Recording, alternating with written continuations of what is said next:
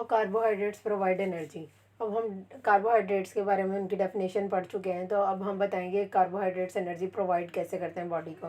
Because हम rich source of energy जो है वो कार्बोहाइड्रेट्स हैं। हमारी डाइट में 55% जो परसेंटेज है वो कार्बोहाइड्रेट्स की है। तो हम जो कार्बोहाइड्रेट्स लेते हैं मोस्टली कम्प्लेक्स कार्बोहाइड्रेट्स लेते हैं। कार्बोहाइड्रेट्स कम्प्लेक्स जो हैं वो होंगे जिनका स्ट्रक्चर लार्ज होगा, जो स्मॉल मॉलिक्यूल्स जो हैं वो मिलके जो है वो लार्ज मॉलिक्यूल्स बनाएंगे। तो हम जो है वो कम्प्लेक्स कार्बोहाइड्रेट्स लेते हैं, उनका ब्रेकडाउन होता है। ब्रेकडाउन जो है वो डाइजेशन के थ्रू होता है। कम्प्लेक्स कार्बोहाइड्रेट्स को हम कहते हैं polysaccharides. Complex carbohydrates are called the polysaccharides. ये जो है पॉलीसेकेराइड जो है इनका ब्रेकडाउन होता है। Poly mean many saccharides mean sugar, ठीक है, मैनी शुगर्स। इनका जब ब्रेकडाउन होगा through digestion in the stomach, in the small intestine, mouth से इनकी डाइजेशन स्टार्ट होती है with the help of slavery amylase. Amylase जो है वो एंजाइम है जो स्लेवा में प्रेजेंट होता है, ठीक है। वहाँ से डाइजेशन कार्बोहाइड्रेट्स की स्टार्ट होती है, फिर स्टमक में डाइजेशन होती है, फिर स्मॉल इंटेस्टाइन में होती है। स्मॉल इंटेस्टाइन में जो है वो ये अपने स्मॉलेस्ट और जो है वो सिंपलेस्ट फॉर्म में जो है वो कन्वर्ट हो जाते हैं, दैट इज़ दी मोनोसेकेराइड्स, ठीक है। पॉलीसेकेराइड से ये जो है वो मोनोसेकेराइड में कन्वर्ट हो जाते हैं। पॉली मीन मैनी और मोनो मीन वन, ठीक है। मतलब कि एक जो है वो कार्बोहाइड्रेट का मॉलिक्यूल जो है वो एक एक में ये कन्वर्ट हो जाते हैं। That is the simplest carbohydrate is glucose. Glucose जो है वो मोनोसेकेराइड है।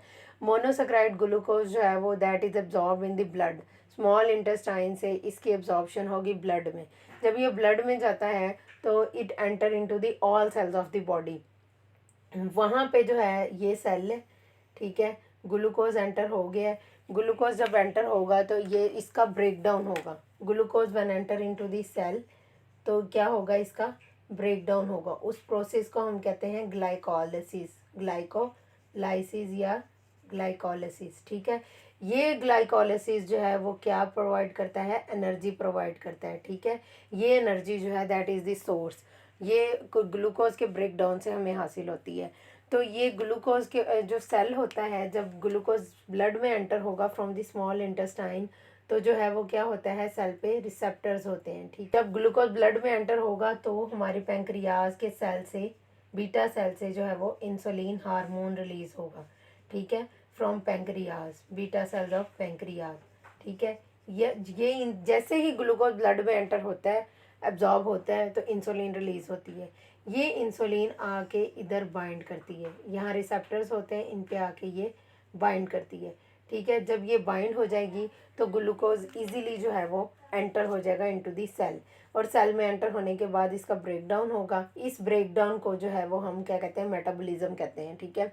इस ब्रेकडाउन से एनर्जी हासिल होगी, वही एनर्जी हम यूज़ करते हैं। इस तरह जितनी भी हम कार्बोहाइड्रेट डाइट लेंगे उसकी फर्स्ट ऑफ ऑल डाइजेशन होगी, वो कम्प्लेक्स कार्ब्स होंगे तो वो जो है वो सिंपलेस्ट में कन्वर्ट होंगे।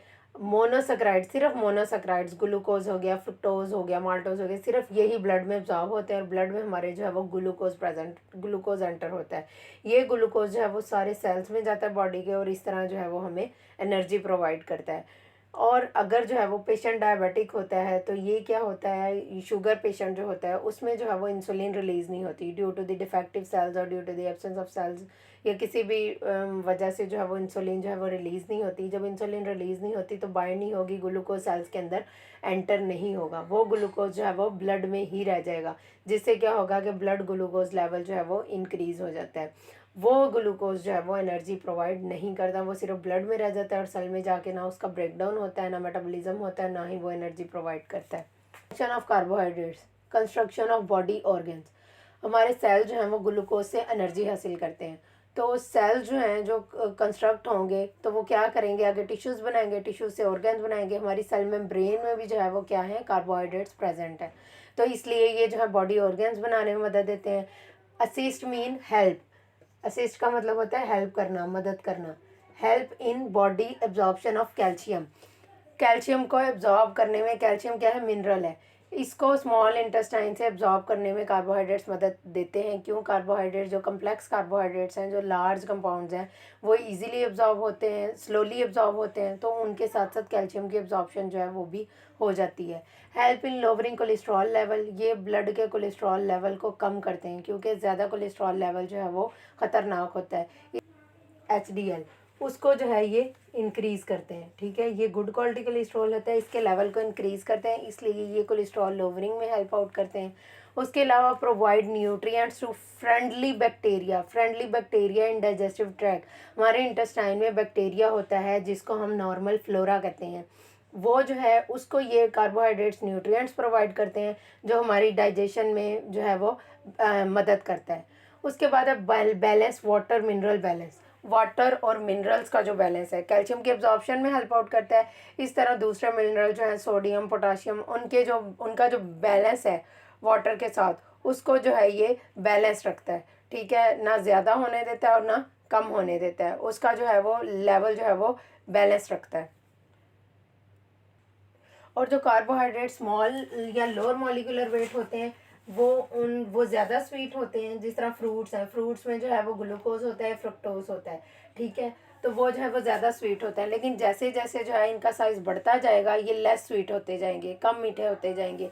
अब जो फ्रूट्स हैं, स्वीटनेस जो है ना उनमें चेंज होती रहती है। कच्चे फ्रूट में स्वीटनेस कम होती है, पके हुए में ज़्यादा होती है। जैसे जैसे वो जो है वो पकता है फ्रूट, तो जो है वो उसमें क्या होता है कि स्टार्च जो है, कच्चे फ्रूट में जो स्टार्च होता है, कम्प्लेक्स कार्बोहाइड्रेट है, वो जो है वो मोनोसेक्राइड में जो है वो सिंपल जो कार्बोहाइड्रेट है उसमें कन्वर्ट होना शुरू हो जाता है, जिससे क्या होता है कि फ्रूट मीठा होता है, क्योंकि उसमें जो है वो मोनोसेक्राइड्स होते हैं, ग्लूकोज या फ्रुक्टोज होता है फ्रूट्स में।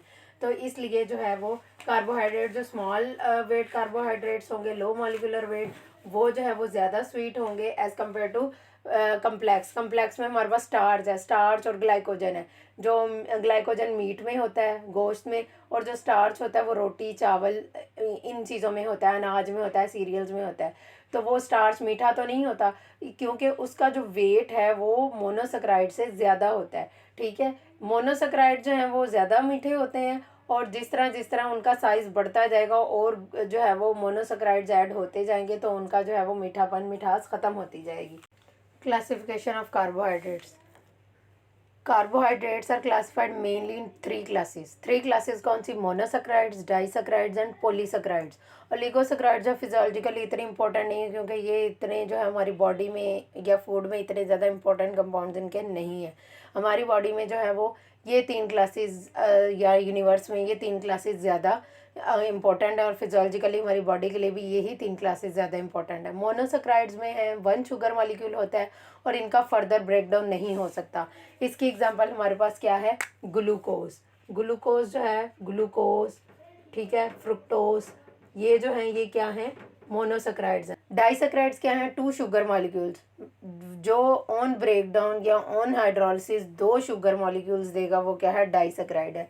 इसकी एग्जांपल हमारे पास क्या है? Sucrose is present in table sugar, sucrose इसकी एग्जांपल है। उसके अलावा लैक्टोज है, लैक्टोज मिल्क में प्रेजेंट होता है, ठीक है। और माल्टोज है, माल्टोज जो है वो फ्रूट्स में प्रेजेंट होता है। तो ये जो है ये डाइसैकराइड्स की एग्जांपल है। उसके बाद ओलिगोसैकराइड्स हैं जिनमें 3 to 10 मॉलिक्यूल्स होते हैं, जो है वो हाइड्रोलिसिस पे या ब्रेकडाउन पे 3 to 10 शुगर मॉलिक्यूल्स देगा। उसके बाद है पॉलीसैकराइड्स में मोर देन 10 शुगर मॉलिक्यूल्स होते हैं।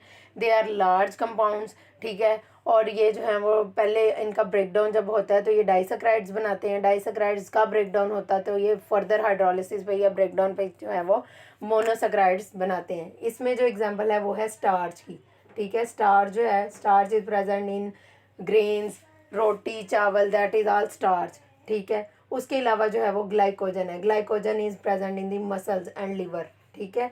और स्टोरेज फॉर्म ऑफ ग्लूकोज भी जो है वो ग्लाइकोजन है, कि हमारी बॉडी में जो ग्लूकोज, जो एक्स्ट्रा ग्लूकोज होता है, जो हमारी बॉडी की नीड से, हमारी बॉडी की डिमांड से ज़्यादा होता है, वो जो है वो ग्लाइकोजन की फॉर्म में स्टोर होता है, ठीक है। तो ये जो है ये कम्प्लेक्स कार्बोहाइड्रेट्स होते हैं, पॉलीसैकराइड्स। इनका ब्रेकडाउन होगा तो पहले स्मॉल मॉलिक्यूल्स बनेंगे, फिर उससे स्मॉल मॉलिक्यूल्स बनेंगे, एट दी एंड ये जो है वो मोनोसैकराइड्स बनते हैं, और मोनोसैकराइड्स ही हमारी बॉडी में एब्जॉर्ब होते हैं, जो ब्लड में जाते हैं।